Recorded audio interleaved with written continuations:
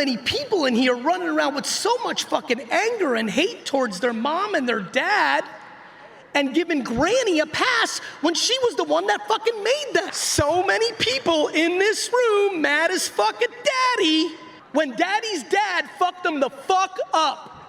A lot of you love Grandma. She gave you some cookies and shit. Hate your fucking mom, but the grandma was the fucking problem. How about instead of being really fucking mad at your parents, then moving that on to hating the shit out of your grandparents, then deciding your great-grandparents were the actual shit, and then starting some weird fucking family tree fucking hate framework? How about we start deploying compassion?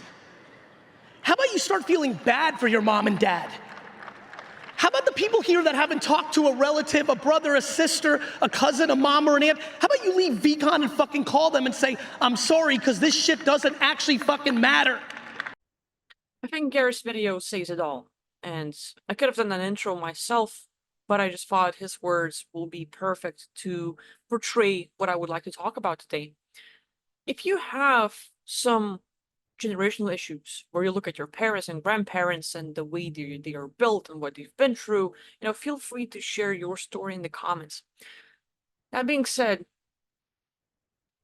I can only talk about myself because this is the only experience I have. I can look at others, I can look at what Gary and others do and what others say, but I've had my own experience, and just like everyone else, it's like, okay, learning from it, trying to grow, trying to get better, trying to overcome so that I could be a better person and at least build myself as a character in a way that's better or doesn't have those issues.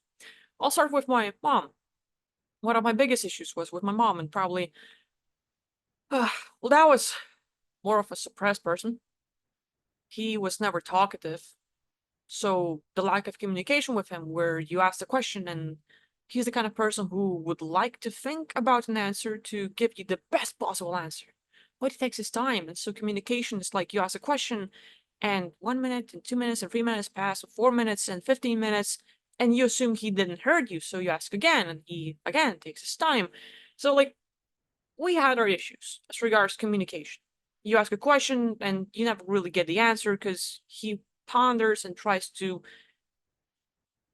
make a sentence and then talk to you about it. And in those ways, like feeling ignored or, hey, dad, and it's never there. So a lot of my issues in my family, specifically for me, I'm just going to share my story, was lack of communication, like not being acknowledged, not being heard, not being understood, so to speak. No one really had time for me. And my mom kind of has this obsessive compulsive disorder. She's super maniac at cleaning. Don't you dare to leave a single dust out there. It's gonna clean the whole house, and everything has to be super tidy and organized and everything else. And it's her thing. But I look at what I've been through with my parents, and I love them dearly. They're great people. Like we have a really good relationship currently. But when I was a kiddo, I didn't understand that. So it felt like black sheep in the family. Like, oh, I feel like an alien. Like no one would understand me. Like it feels like a whole different family and I don't belong here. A lot of hate towards that, or not even hate, it's more like just trying to isolate myself from my family, and at the same time feeling alone as can be. Like no one's out there for me, no one's gonna help, no one's gonna support me, so I have to survive. And so for that, I had my issues with my parents. But the more time I was spending looking around, being hyper vigilant and looking at how my parents interact with my grandparents, both sides, it's like my grandpa is a super tight freak. And back in the day, when adults could hit kids and teach them a lesson, my grandpa could be pretty ruthless. And the way he taught my mom and my mom's brother, it's like you open a wardrobe, and let's say one of your shirts is not folded perfectly. He's gonna get everything out of the wardrobe, just clear everything out. Like it could be hundreds of things in there, and one item is not in a perfect place, not folded correctly. Everything goes out, and they have to spend the rest, a few hours or however long it takes cleaning up and tidying it up. and you leave something out, everything gets out. So my mom was taught in this way that's really harsh. It meant that if it's not clean enough, there's going to be yelling, probably hitting, and there's going to be, a lot of issues with that. So because she loves him dearly, she was trying to please him and clean up and clean up and clean up and avoid trouble, avoid getting yelled at, avoid getting hit, avoid all that trouble of, oh my God, everything's gonna be thrown out and I have to now work through it again. I look at these relationships, and even last weekend I was visiting my grandparents with my family, and working at the cottage house, helping them out, growing veggies. Yay, great, amazing time. And then my mom, like, we were done with lunch, and my mom was cleaning up. And my grandma was like, can't you just sit down for one place? Or I was cleaning up, you're this freak. And just started getting on my mom's ass about being this clean freak. And I can't understand why you're like that. And I'm like, Grandma, guess who built her like that? And I'm more of a rebel in that side where I'm not super tidy. I can put stuff like, okay, it's just there, but in my own chaotic world, I know where everything is and it's fine. If someone comes, I can clean up everything perfectly and tidy up and look like a normal human being, or my mom would require me to look that way, like, yay, look at me. But it's like, I don't care, like, I have stuff on my table, like, he's laying there, like, headphones, like, next to each other, so, like, I could tidy everything up, but it's not my priority. I have other things that I would rather do. And I look at my parents and the relationships I have with my parents, with my brother, with my grandparents, and everyone's so different, and there's a lot of hate and tension. And I was able to get through that period of my childhood and, like, as growing up and changing myself, is learning not to be like them. Not that I have to be completely the opposite, but learning to understand that, let's say, my mom's passive aggressiveness comes from my grandpa being passive aggressive. My dad's inability to communicate the way I would like to, which is, he doesn't have to communicate that way, but it's because he grew up with grandparents who were in Siberia, who were exiled by the Russians, and who are like, if you say a single word and say something, it means you're gonna get exiled. It means your children will be shot right in front of your face.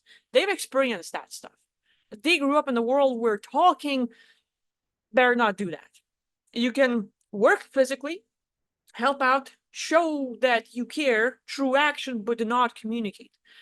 And different families, different circumstances, and it takes time to understand that there's stuff that we need and want and expect, but it will not be met and it will not be like we would like it to be because everyone has a different story. It's just like two households. One household, let's say, take American or even like UK. I've been to both places and I saw how people are different. It might not be like everyone's exactly like it, but the culture at least is more friendlier. They're a bit more smiling, a bit more welcoming. I was walking in UK, a little town like next to Leeds, just like taking bus and bus and bus to go through like one city to another. And it's like people who have never seen you in their little street that's pretty much like private, no one really goes there except a few families, and they see a complete stranger and they're like, they smile, they say hello, everyone's friendly. You do it in Lithuania, they're gonna look at, who the fuck are you? What are you doing here? And you better get the fuck out. Like no one's really welcome. So you get a different comparison. And people who live in more of a West world, like West, or let's say UK, for example, it's like a whole like friendlier, more talkative, more open. But then let's look at uh, Eastern European, those that have been under the suppression of the USSR, those that have been in danger of, if you will say something wrong, know that KGB is listening, and if there's some miscommunication, if you say a bit too much, you're gonna be exiled. You're gonna be taken and tortured, and like you're a political traitor. So there's like a lot of danger. Most people here are not a talkative. Well, if they get friendly and if they start a conversation with you, I mean, you start a conversation with them, you're gonna have to be first, then they can open up and they can be friendly. but they're not the first ones to talk. Most of Lithuanians aren't. They're not the first ones to smile. They're not the first ones to be accepting. It's like they're pretty much like minding their own business, making sure they're not getting too much in trouble with everyone else, so like not too much out there. So it's like very close up people, so to speak. When you have two complete opposites meeting, it's gonna be a mess. And I've had a relationship for 10 years with a person from America. We were two completely different people. We started, let's say, had some miscommunication and little arguments comes up. I'm the one that's gonna close up because talking is danger, because that's how I grew up under my dad. That person is gonna be talk it out. Everyone has to talk. It gets really loud and gets like throwing plates and stuff because that was his household. And I'm like, whoa. So learning through that, learning that not everyone will be like me, not everyone will have same issues. And I look at my parents, I look at my great grandparents, and just the whole lineage. Those that I've met, those that I know and I've heard about, everyone's different. Everyone has their own circumstances, but that's issue with relationships where you feel like you're completely alone, like you're misunderstood. You have to look at perspective from, well, it's not that they don't want to understand you. They've been through shit. It's not that they don't care about you or don't want to communicate with you. They've grew up in different circumstances. And once you start seeing everything through a different lens, that, let's say, hate or isolation or feeling like you're the black sheep of the family and a lot of other things out there, it stops being a thing. I know that I'm not going to spend too much time with my parents because I know the triggers. I know what they're like. I know things that I can say or not say, do or not do that will cause them to get in action and say stuff and do stuff that I will not like. Meaning, no matter what I do, I know what they're like and they're not really changing. That's their life. Unless, we get really into it and ask, like, hey, well, would you like to develop your character differently? Would you like to change? Mom, you're passive aggressive. Would you like to be aware of your actions and what you say and actually see if you want to change? No, it's actually her character. So she's not into it. She has a whole different focus. She's trying to work and survive and stuff like that. I'm not going to try to change her. So I know when I interact with them, it's going to be a limited interaction. I'm going to stay with them for a few hours, few days, maybe, max. But I know that, okay, I know what triggers me when I'm around them. So I'm going to pay attention and acknowledge what's happening, but not give in. I know that what happens, our miscommunications and triggers, is not coming from them not giving a damn about me or, like, I had my birthday and my mom gave me this big spiel, like, hey, happy birthday, like, have a nice day, I hope you're healthy or something like that. That would be great. My mom gave me this big spiel that was like, kind of like, I hope, I don't even know how to translate it, but something in between me getting to my senses, me becoming a bit smarter, not as dumb, because I look at the world weirdly, because my relationships are not what she would like, and I still don't have kids, and I still don't have that, and that, and that, and that, and big spiel of, like, kind of getting everything out of her system onto me, and there was not a single positive word. And through it all, it's like she's making a scene around the room. Because I was with my grandparents, my dad was there, my mom was there, and she's making a scene. She just like made a whole show and like one after another, comment after comment after comment, and it's hurtful. And she's a person I really love and care about, and she's throwing stuff at me that I know in the past it would have broke my heart, and I would have been in tears, and I wanted to run and hide and everything else. But this time, when it happened, I was able to just smile, nod, and look at, hey, I know who I am. I like my life right now. I don't have to please her because I'm living my life. Yes, there are things she does not like, but she's not living in my shoes. Yes, there are things she wants, but I have different wants and needs. I don't have to please her. And all the comments that she gave to me and the whole scene and everything that happened, I'm so proud of myself that after 27 years of running and crying and just closing up and hating that family, wanting to disconnect, wanting to be alone, wanting to, it was like so much that has built up. Now I was able to, thanks, Mom. That's a great one. Improving every year. It gets better and better. Just smile at it and laugh it off because I knew that she was the one hurting. She was the one going through the issues. I like my life. It might not be perfect, it might not be what she wants it to be, but I like my life. And this is how currently I'm going through a lot of my relationships and, any kind of connection I have with people. I think it's very important for us to realize and understand who we are and to have some self-compassion, self-love, and empathy, and know our place, know who we are, at least in my mindset. I know my values. I know that I'm not going to be too materialistic. I don't give a damn about like fashion or clothing or getting stuff or, getting married. So we need documents. We need this. Like, I don't care about that. It's not my life. Let's make things more simpler. Yelling and really bickering? Why? Why bother? So, like, there are things that others expect of me, want of me, but I know my own character and I'm staying with it. I'm not perfect by all means, but every day, little by little, I'll learn something. In my own terms, I'm getting better. I see progress. I am winning. I am enjoying my experience. And with that, when I look at them, just like Gary said, I can feel sorry for them because, Mom, I'm sorry you've been through so much and that whatever else everyone else told you, you bought into it and you started believing that you are this controlling OCD person with, like all this passive aggressiveness and just wanting to get it all out on others. And I can be in those moments when she is triggered. I can be in the moments where my brother gets triggered, where he gets rageful and pissed off and hitting stuff.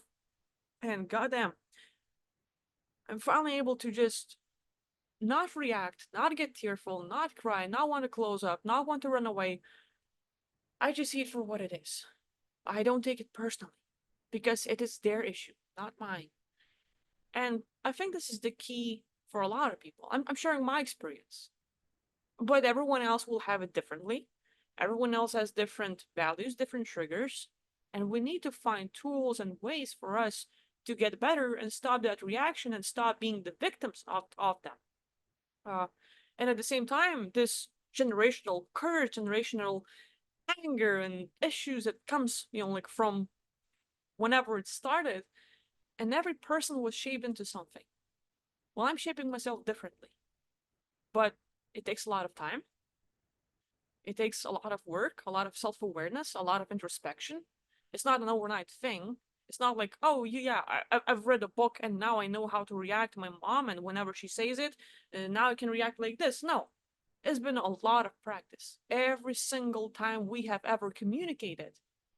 Once I started learning about myself, learning about my triggers, becoming aware, and learning like tons of tools, it was by trial and error of, okay, well, this time I'm gonna try this. Now it didn't work.